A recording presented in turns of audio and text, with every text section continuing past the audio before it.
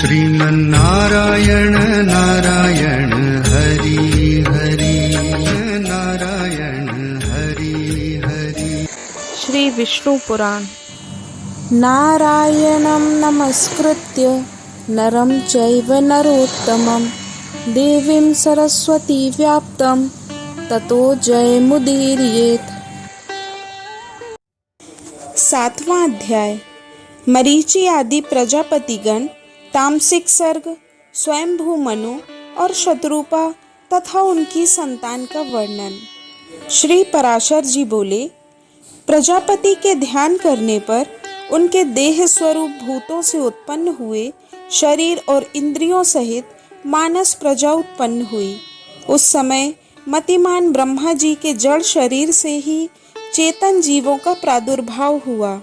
मैंने पहले जिनका वर्णन किया है, देवताओं से लेकर स्थावर पर्यंत वे सभी त्रिगुणात्मक चर और अचर जीव इसी प्रकार उत्पन्न हुए। जब महाबुद्धिमान प्रजापति की वह प्रजा पुत्र पौत्रादि क्रम से और ना बढ़ी, तब उन्होंने भृगु, पुलस्त, पुलह, कृत्यु, अंगिरा, मरीचि, दक्ष, अत्रि और वशिष्ठ इन अपने ही सदृश अनमानस्य पुत्रों की सृष्टि की। पुराणों में ये 9 ब्रह्म माने गए हैं। फिर ख्याति, भूति, संभूति, क्षमा, प्रीति, सन्नति, ऊर्जा, अनुसूया तथा प्रसूति इन 9 कन्याओं को उत्पन्न कर इन्हें उन महात्माओं को तुम इनकी पत्नी हो ऐसा कहकर सौंप दिया। ब्रह्मा जी ने पहले जिन सनंदनादि को उत्पन्न किया था, वे निरपेक्ष होने के कारण संतान और संसार आदि में प्रवृत्त नहीं हुए। वे सभी ज्ञान संपन्न, विरक्त और मत्सरादि दोषों से रहित थे। उन महात्माओं को संसार रचना से ब्रह्मा जी को त्रिलोकी को भस्म कर देने वाला महान क्रोध उत्पन्न हुआ। हे मुने, उन ब्रह्मा जी के क्रोध के कारण संपूर्ण त्रिलोकी ज्वाला मालाओं से अत्यंत दैदीप्यमान हो गई। उस समय उनकी टेढ़ी भ्रुकुटी और क्रोध संतप्त ललाट से दोपहर के सूर्य के समान प्रकाशमान रुद्र की उत्पत्ति हुई। उसका अति प्रचंड शरीर आधा नर और आधा नारी रूप था। तब ब्रह्मा जी अपने शरीर का विभाग कर अंतर ध्यान हो गए। ऐसा कहे जाने पर उस रुद्र ने अपने शरीरस्थ स्त्री और पुरुष दोनों भागों को अलग अलग कर दिया। फिर पुरुष भाग को 11 भागों में विभक्त किया और स्त्री भाग को भी सौम्य, क्रूर, शांत, अशांत और श्याम गौर आदि कई रूपों में विभक्त कर दिया। तदंतर हे द्विज, अपने से उत्पन्न अपने ही स्वरूप स्वयंभू को ब्रह्मा जी ने प्रजा पालन के लिए प्रथम मनु बनाया। उन स्वयंभू मनु ने अपने ही साथ उत्पन्न हुई तप के कारण निष्पाप शतरूपा नाम की स्त्री को अपनी पत्नी रूप में ग्रहण किया। हे धर्मज्ञ, उन स्वयंभू मनु से शतरूपा देवी ने प्रियव्रत और उत्तानपाद नाम के 2 पुत्र तथा उदार रूप और गुणों से संपन्न प्रसूति और आकुति नाम की 2 कन्याएं उत्पन्न की। उनमें से प्रसूति को दक्ष के साथ तथा आकुति को रुचि प्रजापति के साथ विवाह दिया। हे महाभाग, रुचि प्रजापति ने उसे ग्रहण कर लिया। तब उन दंपत्ति के यज्ञ और दक्षिणा ये युगल संतान उत्पन्न हुई। दक्ष ने प्रसूति से 24 कन्याएं उत्पन्न की। इनमें से 13 कन्याओं को धर्म ने पत्नी रूप में ग्रहण किया तथा शेष 11 कन्याओं को भृगु, शिव, मरीचि, अंगिरा, पुलस्त, पुलह, कृतु, अत्रि, वशिष्ठ इन मुनियों ने तथा अग्नि और पितरों ने ग्रहण किया। श्रद्धा से काम, लक्ष्मी से दर्प, धृति से नियम, तुष्टि से संतोष, पुष्टि से लोभ की उत्पत्ति हुई तथा मेघा से श्रुत, क्रिया से दंड, नय और विनय, बुद्धि से बोध, लज्जा से विनय, वपु से उसका पुत्र व्यवसाय, शांति से क्षेम, सिद्धि से सुख और कीर्ति से यश का जन्म हुआ। ये ही धर्म के पुत्र हैं। रति ने काम से धर्म के पौत्र हर्ष को उत्पन्न किया। अधर्म की स्त्री हिंसा थी, उससे अनृत नामक पुत्र और निकृति नाम की कन्या उत्पन्न हुई। उन दोनों से भय और नरक नाम के पुत्र तथा उनकी पत्नियां माया और वेदना नाम की कन्याएं हुईं। उनमें से माया ने समस्त प्राणियों के संहार करता मृत्यु नामक पुत्र उत्पन्न किया। वेदना ने भी नरक के द्वारा अपने पुत्र दुख को जन्म दिया और मृत्यु से व्याधि, जरा, शोक, तृष्णा और क्रोध की उत्पत्ति हुई। ये सब अधर्म रूप हैं और दुखोत्तर नाम से प्रसिद्ध हैं, क्योंकि इनसे परिणाम में दुख ही प्राप्त होता है। इनके ना कोई स्त्री है और ना संतान, ये सब ऊर्ध्व रेता हैं। हे मुनि कुमार, ये भगवान विष्णु के बड़े भयंकर रूप हैं और ये ही संसार के नित्य प्रलय के कारण होते हैं।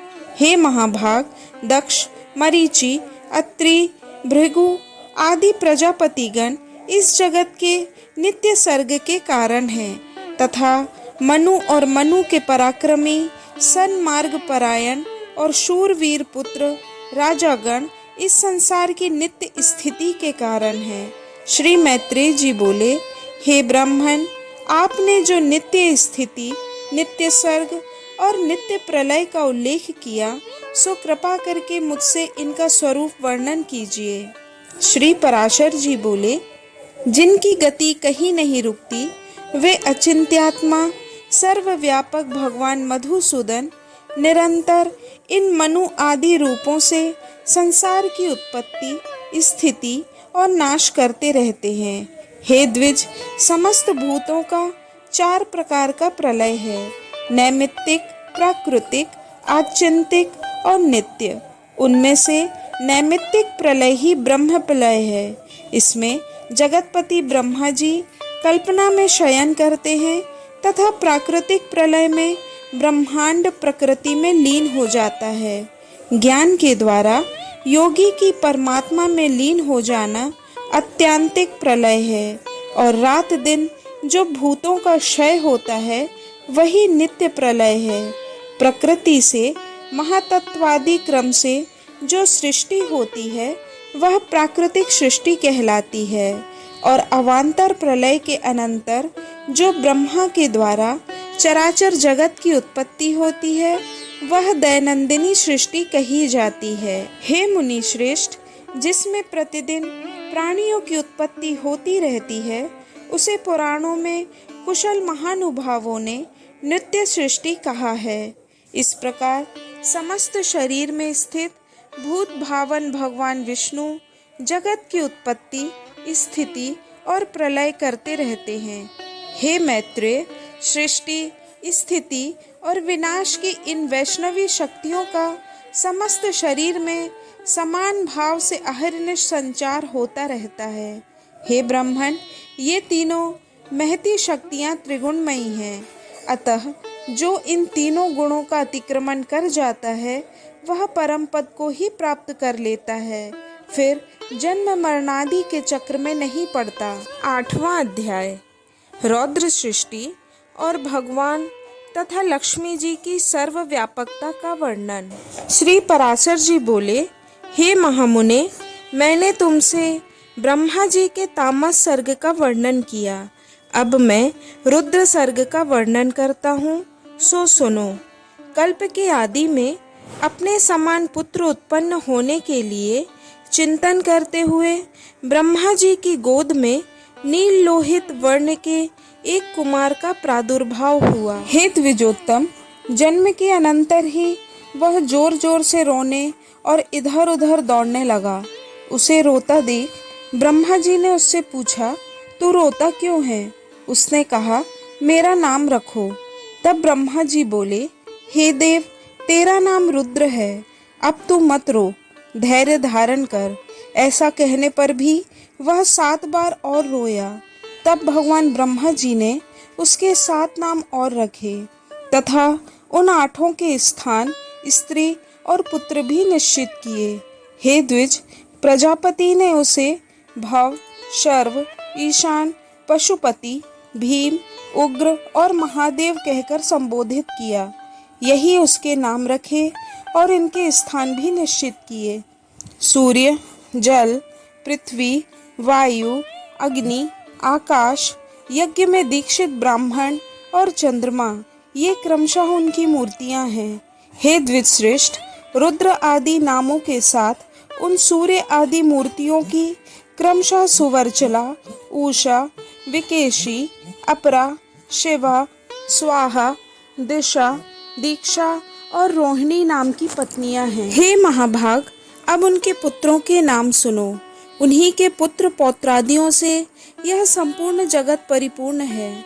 शनैश्चर, शुक्र, लोहितांग, मनोजव, स्कंद, सर्ग, संतान और बुध, ये क्रमशः उनके पुत्र हैं।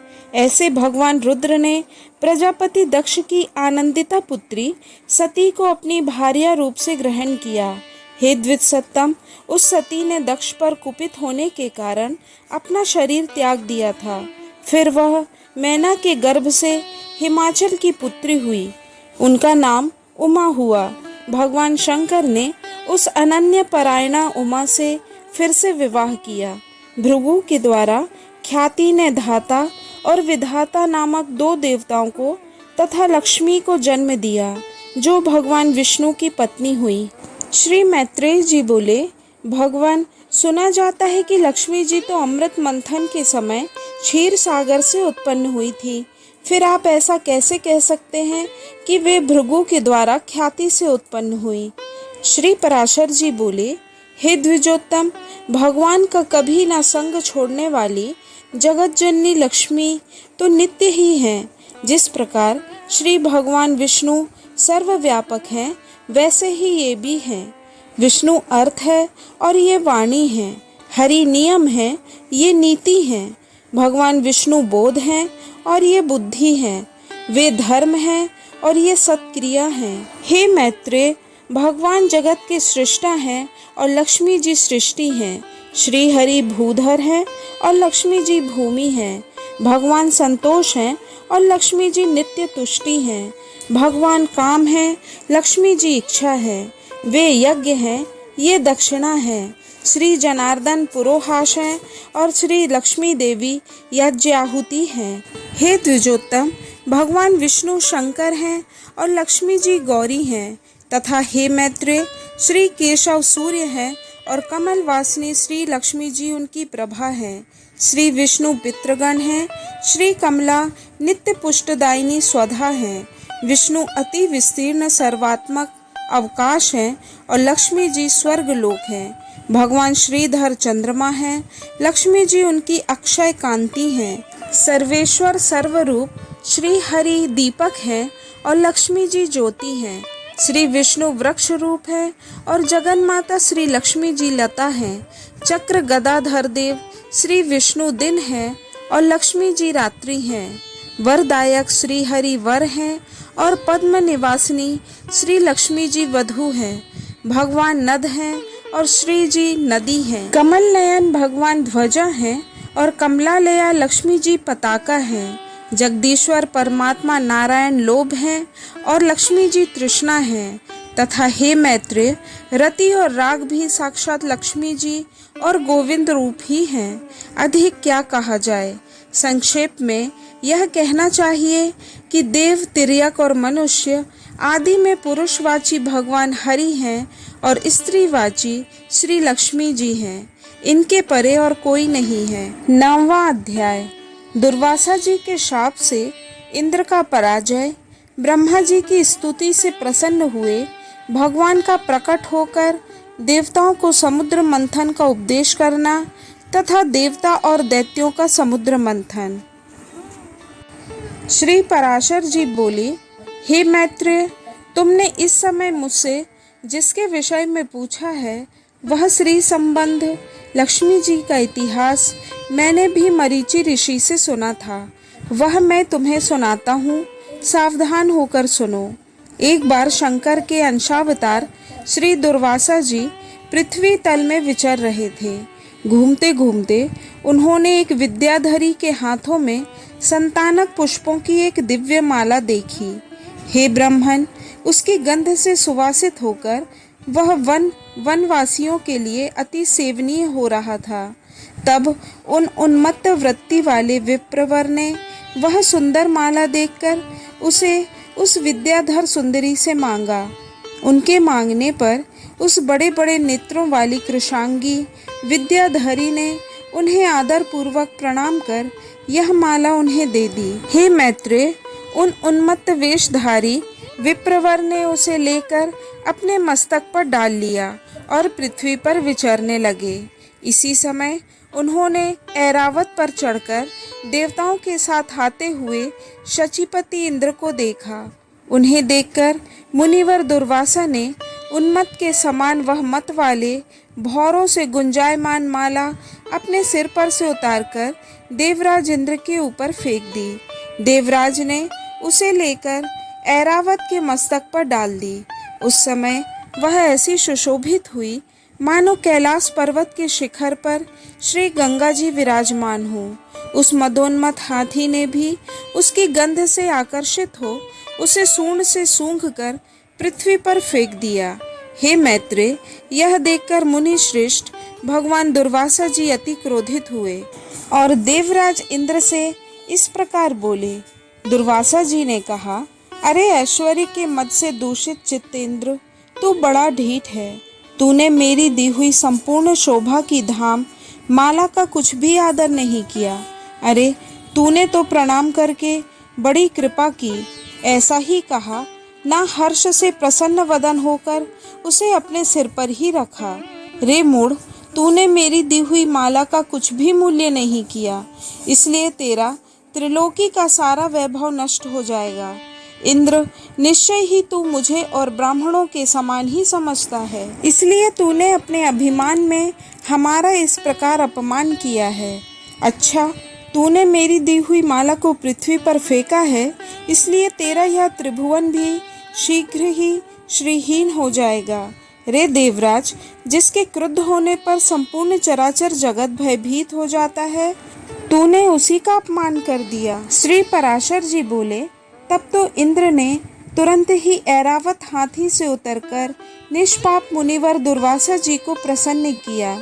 तब उसके प्रणाम आदि करने से प्रसन्न होकर मुनि श्रेष्ठ दुर्वासा जी उससे इस प्रकार कहने लगे।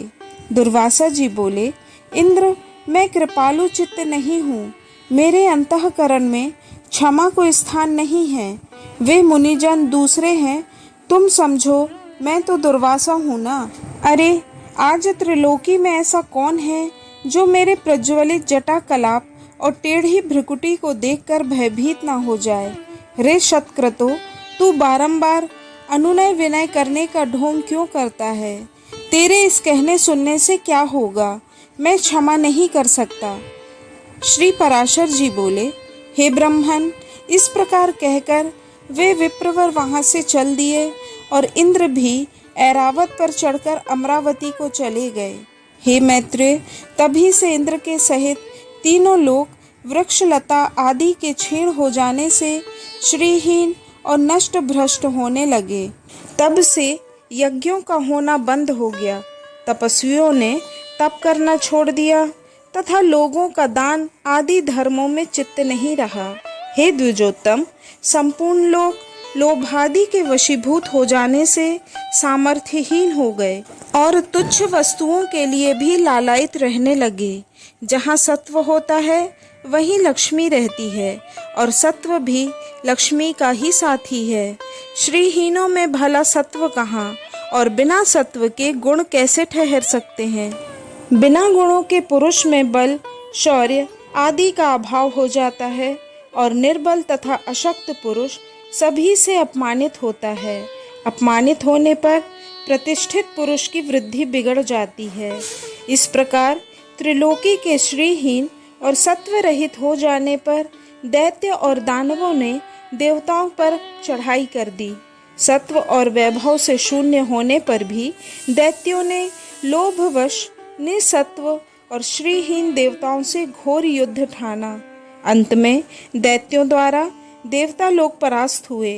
तब इंद्रादि समस्त देवगण अग्निदेव को आगे कर महाभाग पितामह श्री ब्रह्मा जी की शरण में गए। देवताओं से संपूर्ण वृत्तांत सुनकर श्री ब्रह्मा जी ने उनसे कहा, हे देवगण, तुम दैत्य दलन परमेश्वर भगवान विष्णु की शरण में जाओ, जो संसार की उत्पत्ति, स्थिति और संहार के कारण हैं, और जो चराचर के ईश्वर, प्रजापतियों के स्वामी, सर्वव्यापक, अनंत और अजेय हैं, तथा जो अजन्मा किंतु कार्य रूप में परिणत हुए प्रधान और पुरुष के कारण हैं, एवं शरणागत वत्सल हैं, वे अवश्य तुम्हारा मंगल करेंगे। श्री पराशर जी बोले, हे मैत्रेय, संपूर्ण देवगणों से इस प्रकार कह लोक पितामह श्री ब्रह्मा जी भी उनके साथ क्षीर सागर के उत्तरी तट पर गए। वहां पहुंचकर पितामह ब्रह्मा जी ने समस्त देवताओं के साथ परमेश्वर श्री विष्णु भगवान की अति मंगलमय वाक्यों से स्तुति की। ब्रह्मा जी कहने लगे, जो समस्त अणुओं से भी अणु और पृथ्वी आदि समस्त भारी पदार्थों से भी भारी है, उन निखिल लोक विश्राम पृथ्वी के आधार स्वरूप प्रकाशीय अभेद्य सर्वरूप सर्वेश्वर अनंत अज और अव्यय नारायण को मैं नमस्कार करता हूँ। मेरे सहित संपूर्ण जगत जिसमें स्थित है, जिससे उत्पन्न हुआ है, और जो देव सर्वभूतमय है, तथा जो प्रधान आदि से भी प्रधान है, जो पर पुरुष से भी परे है, मुक्ति लाभ के लिए मोक्ष जिसका ध्यान करते हैं, तथा जिस ईश्वर ने सत्यवादी प्राकृतिक सर्वथा अभाव है, वह समस्त शुद्ध पदार्थों से भी परम शुद्ध परमात्मा स्वरूप आदि पुरुष हम पर प्रसन्न है, जिस शुद्ध स्वरूप भगवान की शक्ति, कला, काष्ठा और मुहूर्त आदि काल क्रम का विषय नहीं है, वे भगवान विष्णु हम पर प्रसन्न हो, जिसको देवगण, मुनिगण, शंकर और मैं कोई भी नहीं जान सकते, वही परमेश्वर श्री विष्णु का परम पद है। जिस अभूतपूर्व देव की ब्रह्मा, विष्णु और शिव रूप शक्तियां हैं, वही भगवान विष्णु का परम पद है। हे सर्वेश्वर, हे सर्वभूतात्मन, हे सर्वरूप, हे सर्वाधार, हे अच्युत, हे विष्णु, हम भक्तों पर प्रसन्न होकर हमें दर्शन दीजिए। श्री पराशर जी बोले, ब्रह्मा जी के इन वचनों को सुनकर देवगण भी प्रणाम करके बोले, हे प्रभु, हम पर प्रसन्न होकर हमें दर्शन दीजिए। हे जगतधाम सर्वगत अच्युत, जिसे ये भगवान ब्रह्मा जी भी नहीं जानते, आपके उस परम पद को हम प्रणाम करते हैं। तदंतर ब्रह्मा और देवगणों के बोल चुकने पर बृहस्पति आदि समस्त देवर्षिगण कहने लगे, जो परम स्तवनीय आद्य यज्ञ पुरुष हैं और पूर्वजों के भी पूर्व पुरुष हैं, उन जगत के रचयिता निर्विशेष परमात्मा को हम नमस्कार करते हैं। हे प्रभु, जब तक जीव संपूर्ण पापों को नष्ट करने वाले आपकी शरण में नहीं जाता, तभी तक उसमें दीनता, इच्छा, मोह और दुख आदि रहते हैं। हे प्रसन्नात्मन, हम शरणागतों पर आप प्रसन्न होइए, और हे नाथ, अपनी शक्ति से हम सब देवताओं के खोए हुए तेज को फिर से बढ़ाइए। श्री पराशर जी बोले, विनीत देवता गणों द्वारा इस प्रकार स्तुति किए जाने पर विश्वकर्ता भगवान श्री हरि प्रसन्न होकर इस प्रकार बोले, हे देवगण, मैं तुम्हारे तेज को फिर से बढ़ाऊंगा। तुम इस समय जो कुछ भी मैं कहता हूँ वह करो। तुम दैत्यों के साथ संपूर्ण औषधियाँ लाकर अमृत के लिए क्षीर सागर में डालो, और मंदराचल को मथानी तथा वासुकी नाग को नेति बनाकर उसे दैत्य और दानवों सहित मेरी सहायता से मथ कर अमृत निकालो। तुम लोग समनीति का अवलंबन कर दैत्यों से कहो कि इस काम में सहायता करने से आप लोग भी इसके फल में समान भाग पाएंगे। समुद्र के मथने पर उससे जो अमृत निकलेगा, उसका पान करने से तुम सबल और अमर हो जाओगे। हे देवगण, तुम्हारे लिए मैं ऐसी युक्ति करूँगा जिससे तुम्हारे द्वेषी दैत्यों को अमृत ना मिल सकेगा और उनके हिस्से में केवल समुद्र मंथन का क्लेश ही आएगा। श्री पराशर जी बोले, तब देव भगवान विष्णु के ऐसा करने पर सभी देवगण दैत्यों से संधि करके अमृत प्राप्ति के लिए यत्न करने लगे। हे मैत्रेय, देव, दानव और दैत्यों ने नाना प्रकार की औषधियां लाकर उन्हें शरद ऋतु के आकाश की सी निर्मल कांति वाले क्षीर सागर के जल में डाला और मंदराचल को मथानी तथा वासुकी नाग को नेति बनाकर बड़े वेग से अमृत मथना आरंभ किया। भगवान ने जिस ओर वासुकी की पूंछ थी उस ओर देवताओं को तथा जिस ओर मुख था उधर दैत्यों को नियुक्त किया। महातेजस्वी वासुकी के मुख से निकलते हुए निश्वास अग्नि से झुलसकर सभी दैत्यगण निस्तेज हो गए और उसी श्वास वायु से विक्षिप्त हुए मेघों की पूंछ की ओर बरसते रहने से देवताओं की शक्ति बढ़ती गई। हे महामुने, भगवान स्वयं कूर्म रूप धारण करके क्षीर सागर में घूमते हुए मंदराचल के आधार हुए और वे ही चक्र गदाधर भगवान अपने एक अन्य रूप से देवताओं में और एक रूप से दैत्यों में मिलकर नागराज को खींचने लगे। हे मैत्रेय, एक अन्य विशाल रूप से जो देवता और दैत्यों को दिखाई नहीं देता था, श्री केशव ने ऊपर से पर्वत को दबा रखा था। भगवान श्री हरि अपने तेज से नागराज वासुकी में बल का संचार करते थे और अपने अन्य तेज से वे देवताओं का बल बढ़ा रहे थे।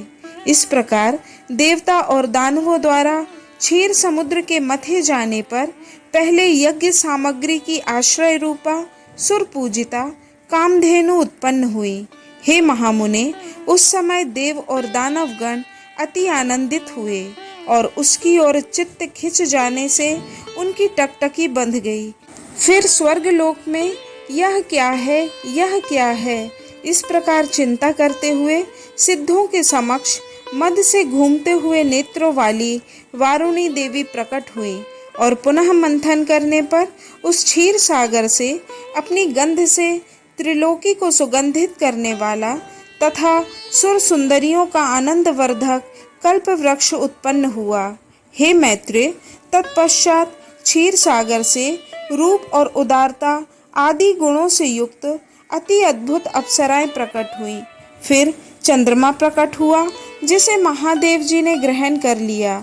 इसी प्रकार क्षीर सागर से उत्पन्न हुए विष को नागों ने ग्रहण किया। फिर श्वेत वस्त्रधारी साक्षात भगवान धन्वंतरी जी अमृत से भरा कमंडल लिए प्रकट हुए। हे मैत्रेय, उस समय मुनिगण के सहित समस्त दैत्य और दानवगण स्वस्थ चित्त होकर अति प्रसन्न हुए।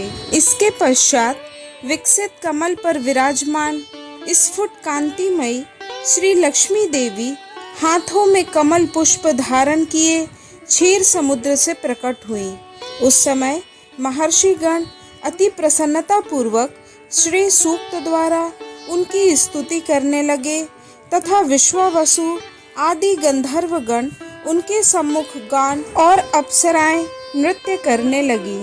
उन्हें अपने जल से स्नान कराने के लिए गंगा आदि नदियां स्वयं उपस्थित हुईं और दिग्गजों ने स्वर्ण कलशों में भरे हुए उनके निर्मल जल से सर्वलोक महेश्वरी श्री लक्ष्मी देवी को स्नान कराया। क्षीर सागर ने मूर्तिमान होकर उन्हें विकसित कमल पुष्पों की माला दी तथा विश्वकर्मा ने उनके अंग प्रत्यंग में विविध आभूषण पहनाए। इस प्रकार दिव्य माला और वस्त्र धारण कर, दिव्य जल से स्नान कर, दिव्य आभूषणों से सुशोभित हो श्री लक्ष्मी देवी संपूर्ण देवताओं के देखते देखते श्री विष्णु भगवान के वक्ष स्थल में विराजमान हुई। हे मैत्रेय, श्री हरि के वक्ष स्थल में विराजमान श्री लक्ष्मी जी का दर्शन कर देवताओं को अकस्मात अत्यंत प्रसन्नता प्राप्त हुई और हे महाभाग, लक्ष्मी जी से परित्यक्त होने के कारण भगवान विष्णु के विरोधी विप्रचित्ति आदि दैत्यगण परम उद्विग्न हुए। तब उन महाबलवान दैत्यों ने श्री धन्वंतरी जी के हाथ से वह कमंडल छीन लिया जिसमें अति उत्तम अमृत भरा हुआ था। अतः स्त्री मोहिनी रूपधारी भगवान विष्णु ने अपनी माया से दानवों को मोहित कर उनसे वह कमंडल लेकर देवताओं को दे दिया। तब इंद्र आदि देवगण उस अमृत को पी गए। इससे दैत्य लोग अति तीखे खड्ग आदि शस्त्रों से सुसज्जित हो उनके ऊपर टूट पड़े, किंतु अमृत पान के कारण बलवान हुए देवताओं द्वारा मारे काटे जाकर दैत्यों की संपूर्ण सेना दिशा विदिशाओं में भाग गई और कुछ पाताल लोक में भी चली गई। फिर देवगण प्रसन्नता पूर्वक शंख चक्र गदाधारी भगवान को प्रणाम कर पहले ही के समान स्वर्ग का शासन करने लगे। हे मुनिश्रेष्ठ, उस समय से प्रखर तेजोयुक्त भगवान सूर्य अपने मार्ग से तथा अन्य तारागण भी अपने अपने मार्ग से चलने लगे। सुंदर दीप्तिशाली भगवान अग्निदेव अत्यंत प्रज्वलित हो उठे और उसी समय से समस्त प्राणियों की धर्म में प्रवृत्ति हो गई। हे द्विजोत्तम, त्रिलोकी की श्री संपन्न हो गई और देवताओं में श्रेष्ठ इंद्र भी पुनः श्रीमान हो गए। तदंतर इंद्र ने स्वर्ग लोक में जाकर फिर से देवराज पर अधिकार पाया और राज सिंहासन पर आरूढ़ हो पद्महस्ता श्री लक्ष्मी जी की इस प्रकार स्तुति की।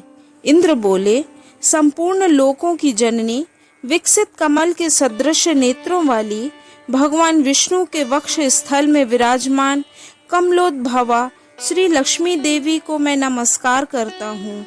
कमल ही जिनका निवास स्थान है, कमल ही जिनके कर कमलों में सुशोभित है तथा कमल दल के समान ही जिनके नेत्र हैं, उन कमल मुखी कमलनाथ प्रिया श्री कमला देवी की मैं वंदना करता हूँ।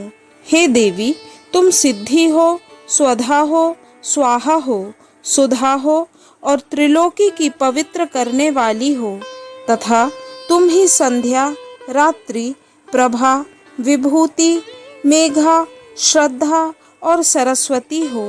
हे शोभने, यज्ञ विद्या, महाविद्या और गुह्य विद्या तुम ही हो तथा हे देवी, तुम ही मुक्ति फलदायिनी आत्मविद्या हो। हे जगत जननी, तुम जिससे विमुख हो उसके तो शील आदि सभी गुण तुरंत अवगुण रूप हो जाते हैं।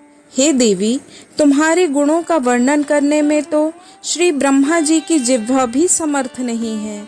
अतः हे कमलनयने, अब मुझ पर प्रसन्न हो और मुझे कभी न छोड़ो। श्री पराशर जी बोले, हे द्विज, इस प्रकार सम्यक स्तुति किए जाने पर सर्वभूत स्थिता श्री लक्ष्मी जी सब देवताओं के सुनते हुए इंद्र से इस प्रकार बोली। श्री लक्ष्मी जी बोली, हे देवेश्वर इंद्र, मैं तेरे इस स्रोत से अति प्रसन्न हूँ। तुझको जो अभीष्ट हो वही वर मांग ले, मैं तुझे वर देने के लिए ही यहाँ आई हूँ।